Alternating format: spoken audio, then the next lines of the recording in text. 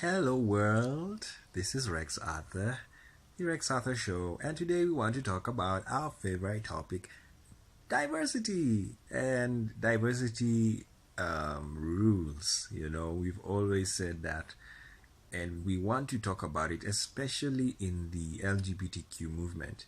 You know, as you've seen in the channel, we have created new playlists whereby we have divided the LGBTQ, we have diversified the LGBTQ movement into kingdoms, where you have the lesbian dome, the gay dome, the bisexual dome, and transgender, the trans dome, rather, because to cover up for even transvestites, those who wear the opposite sex clothes, and intersex dome, all of these domes, dominions, because when you're in either, you kind of follow a system.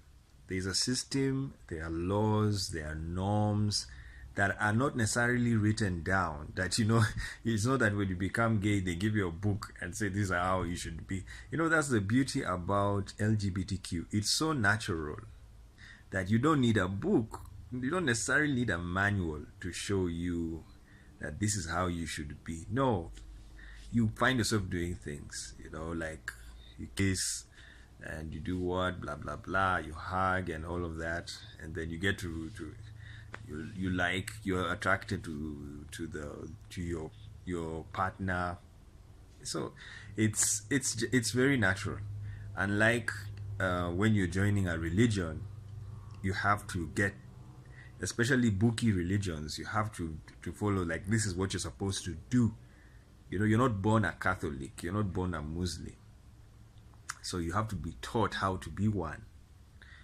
And the advantage of LGBTQ over religions is that it's an innate feeling. So all you need to do is just have the feeling, and next thing, you just improve on the feeling. That's all.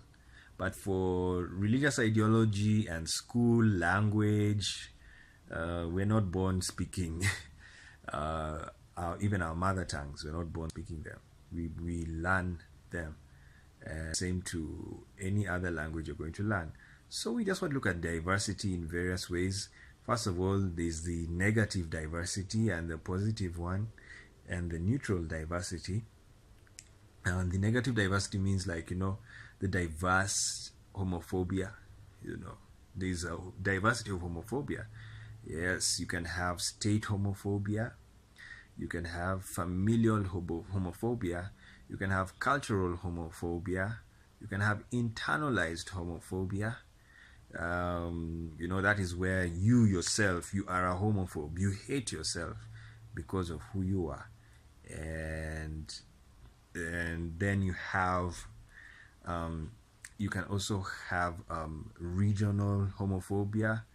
You can have economic homophobia, because whereby because you've come out as an LGBT person, so you are economically discriminated against. People don't give you jobs, they don't give you economic opportunities. They can't give you capital. If you want to start a business, it's very hard for an LGBTQ group that wants to do business to get money from the public coffers, because they'll say, no, we don't accept you, we don't recognize you. And I think it's a very sad, narrow-minded thinking, and that's why it is economic homophobia. So that is what it is. That's negative diversity. And of course, the positive diversity is whereby you have the diverse homosexual expressions, heterosexual expressions, the transgender expressions. Diverse because someone can be a transgender, but they don't act the same. They don't necessarily act the same because of diversity. It's just like gays. Not all gays are the same.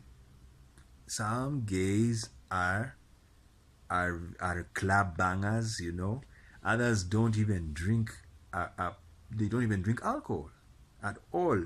And the problem is of human beings, when they've stereotyped you, they would think that now because you don't drink alcohol, then you're not gay. No, that's just stereotyping. Yes, there's some gays who don't drink alcohol. There's some who do. There are some who are very booky. There are some who don't even want to see a book. It's just like, no, no, thank you. So, and that applies to also transgenders. There are some transgenders who are very booky. I was so happy to find on my Facebook page, you can even come and be my friend. You're very much welcome. While stocks last, Rex Arthur, and I have a list of LGBTQ scientists, and I was so impressed. I learned a lot that there were transgender scientists, and I was like, wow, that's something. One was, I think she was born female, but now she's male, and she's a brilliant biologist. And I was like, he's a brilliant biologist, and I was like, wow, interesting. And you wouldn't think, because everyone, when you see a transgender, all you want to see is a dragged transgender, acting weirdly, jumping around and entertaining everybody. But not for that scientist. That one is a serious scientist. Yes, and so you see the stereotypes get broken. Whenever you embrace diversity, you kill stereotypes. You kill stereotypes, because a stereotype is a generalization of a people. And it's very easy for processing. When you see black people, you just think all black people are the same. No, black people are diverse. Genetically, linguistically, they are diverse. Not all blacks have the same genes. Yes, it's true. Not all whites have the same genes. Not all whites have the same hair color. They don't even have the same eyes. So you see, the moment you notice that, it kills stereotypes. And when the stereotypes are dead, you'll end up just tolerating anybody you meet. You'll just say, oh, this is another human I've met, and he's unique, and I can learn something from them. So that is the positive diversity, whereby there are ranges of expression in the people.